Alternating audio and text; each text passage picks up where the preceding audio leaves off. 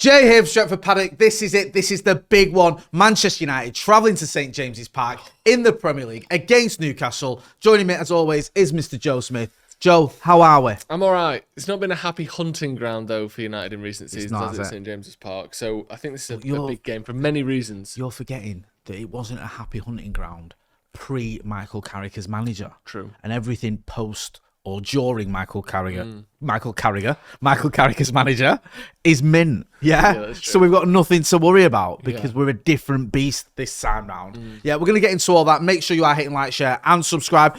Let's talk about the fact that this is a sort of opportune moment for Manchester United because Villa are playing Chelsea. Chelsea just played Arsenal and dropped points against them.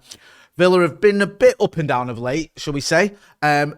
Either Villa or Chelsea are obviously going to drop points, or both of them are. So it gives United the chance to put some distance between one or both of those clubs. How important do you think it is that United take advantage of this? Because the good thing about the situation Michael Carrick found himself when he came into the job is wins did matter.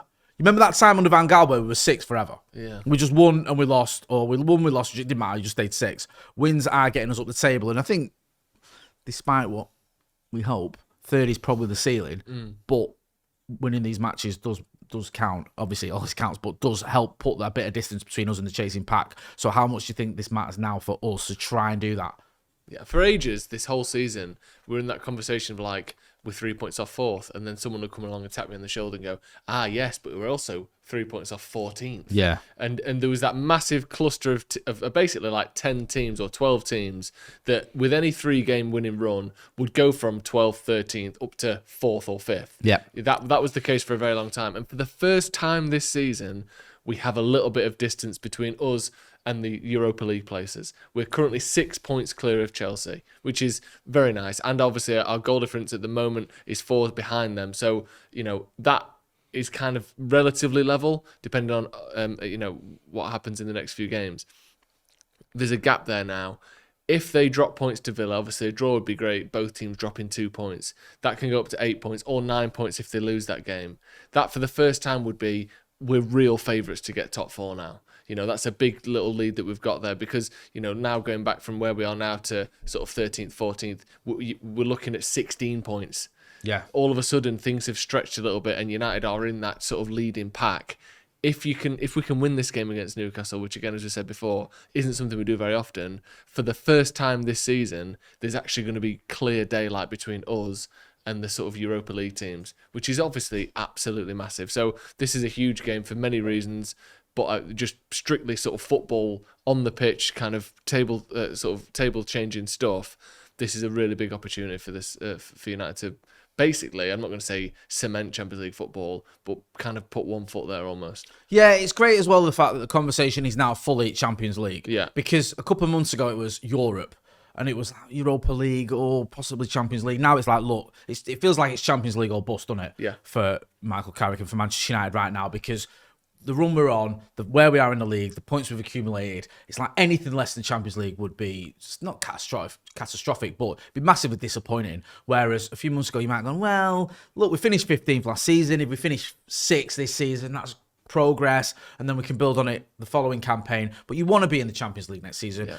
Our transfers all seem geared towards us being in the Champions League. There's loads of noise about us going big in the summer and spending all this money. Yeah. And you need to be in the Champions League to do some of the things we're being suggested to be in the market for. So hopefully we will make the Champions League and we keep winning. We know that it's obviously in our hands. We're not relying on other results. If we keep doing what we're doing, we should be home and dry. I was chatting to Adam McCullough's friend, Rory Jennings. Oh, yes. A little bit. And I was talking to him about Chelsea because obviously they are the team currently out of the Champions League places. Yeah. And he was saying that when Rossini came in and they had that really good run, I think it was 4 wins in a row and then 2 draws, and then they lost obviously to Arsenal, that the teams they were playing were so much easier. And now they've got this really difficult run that I think a lot of Chelsea fans, himself included, don't think that Chelsea are going to sort of push on now and, win 6 of the last 10 games. I think they're really concerned about this patch. So it'd be great if, whilst they're panicking, whilst they've dropped, 7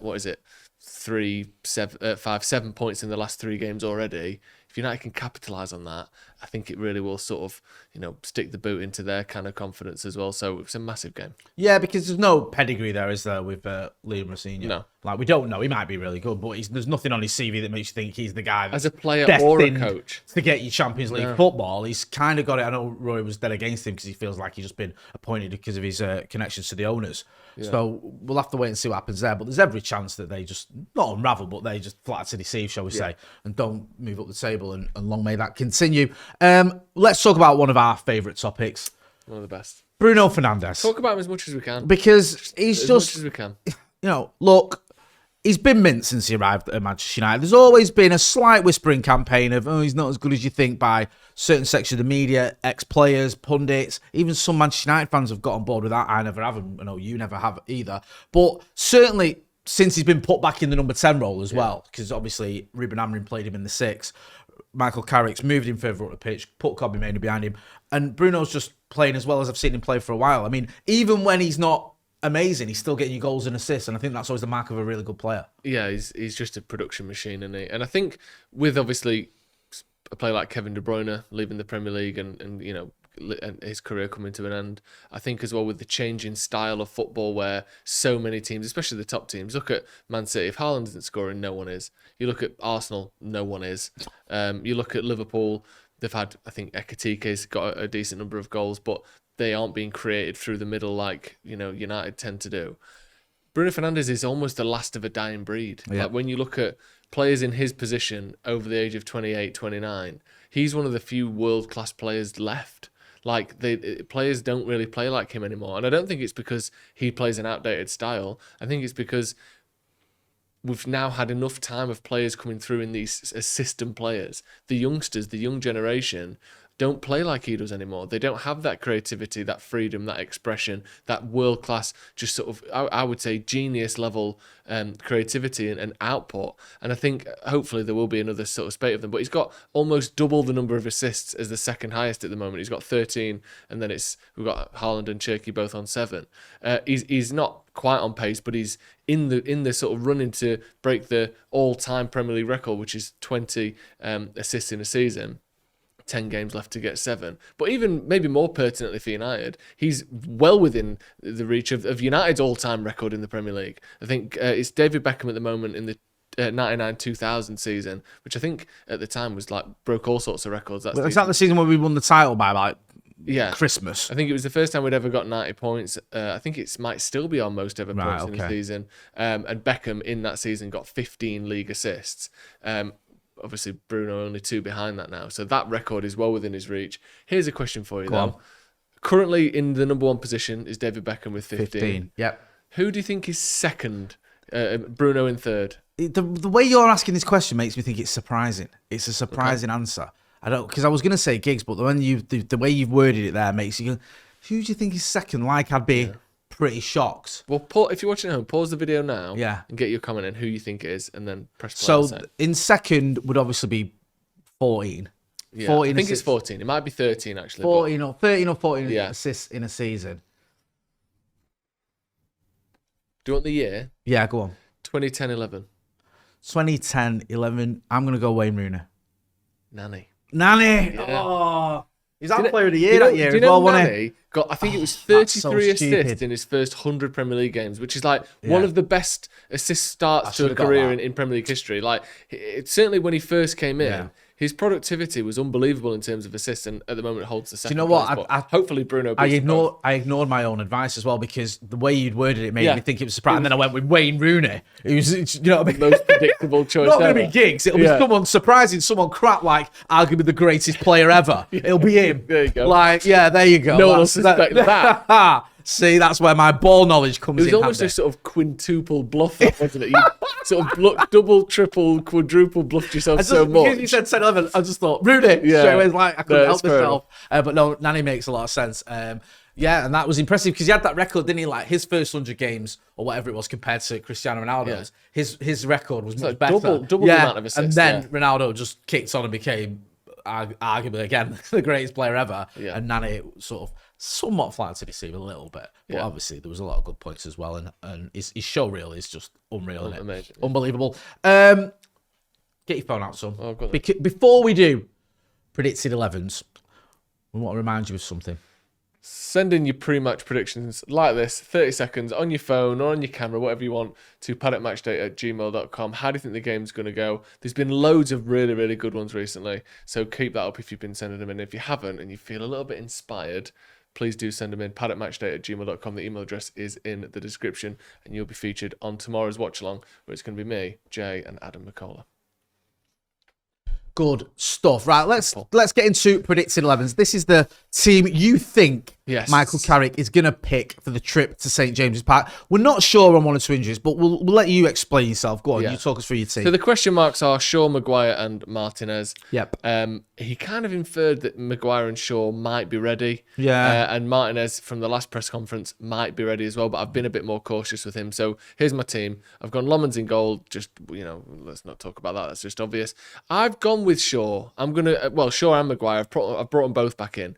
But I've gone with Shaw and I've gone with Mazraoui. So Dalot to the bench, just because I think he was just off the pace in that first half against Crystal Palace. He wasn't right. He looked like he was having one of his kind of brain fog days where things just sort of are happening without him knowing what's going on almost. Yeah, that first half in particular was like the Derby first half, but the Manchester Derby first half, it wasn't great at all. No, and I think that Michael Carrick really likes Luke Shaw and having a left-sided left back in there if possible. So I've brought him back in and I've stuck with Mazraoui, who I thought was very good the other day when he came on. Yoro and Maguire again. I've not risked Martinez, but I have risked Maguire.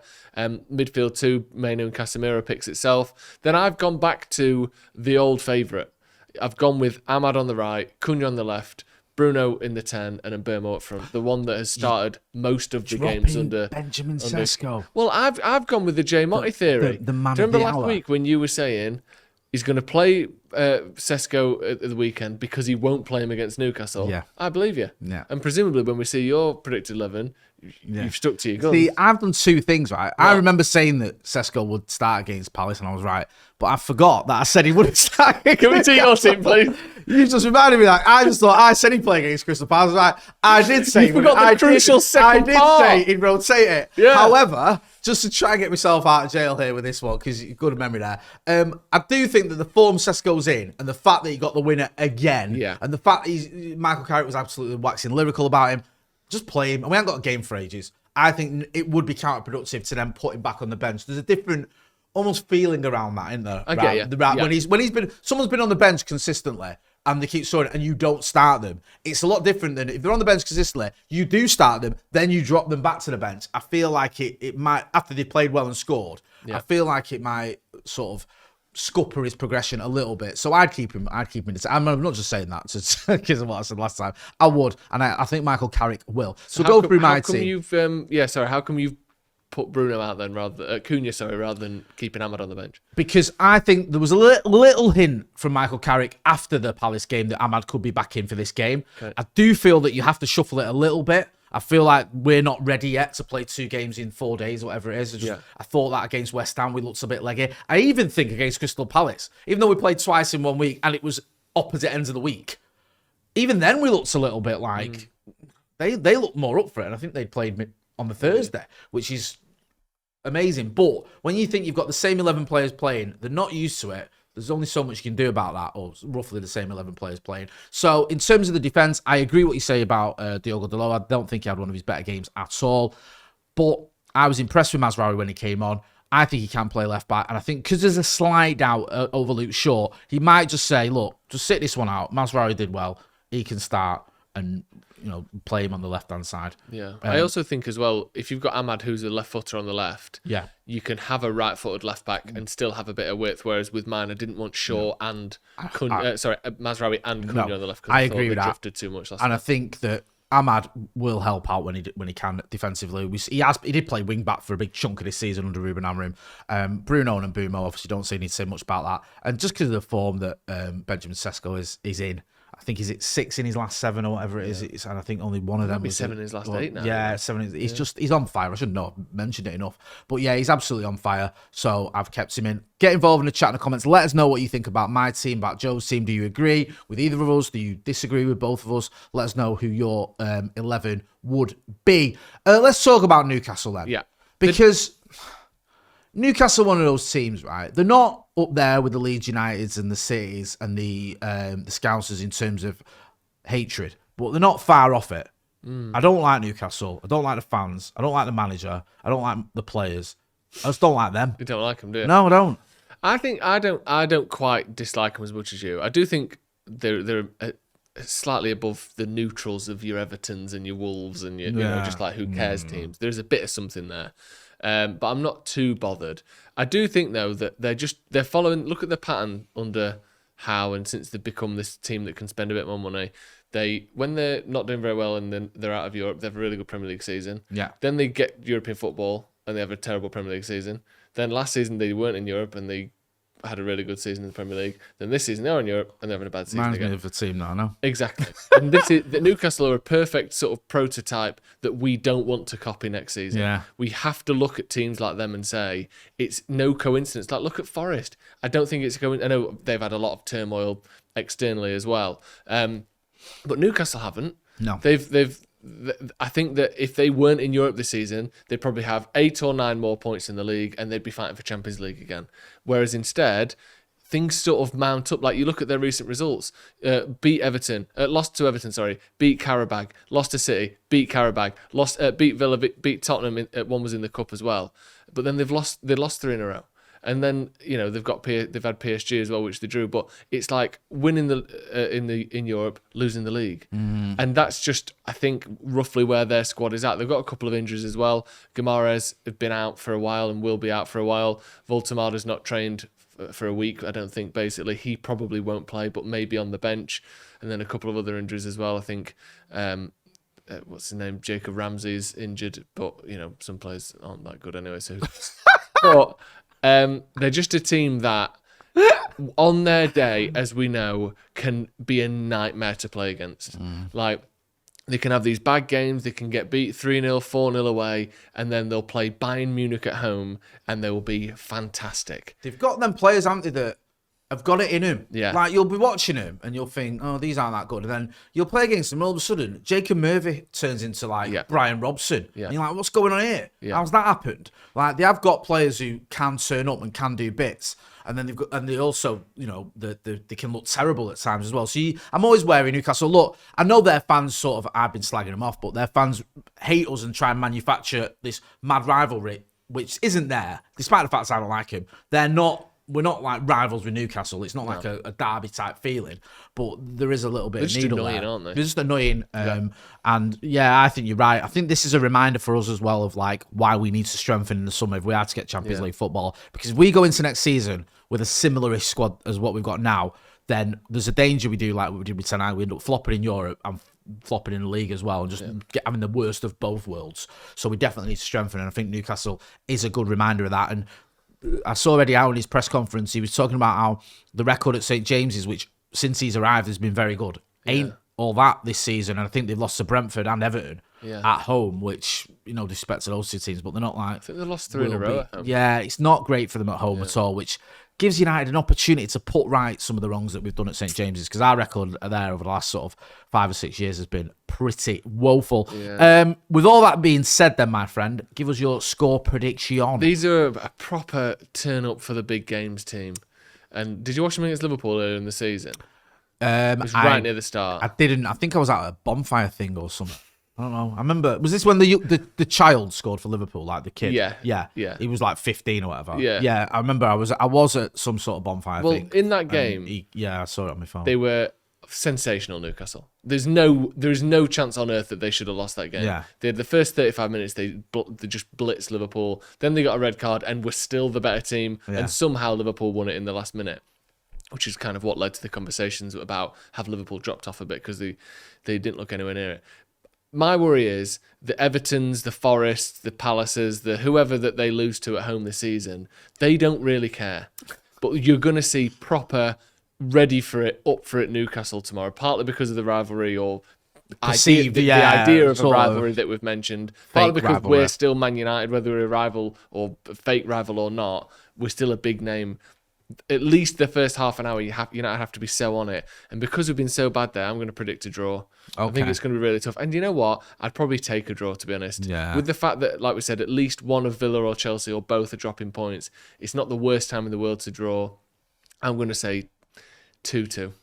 A Desmond. Yeah. I do hear you, bro. I do.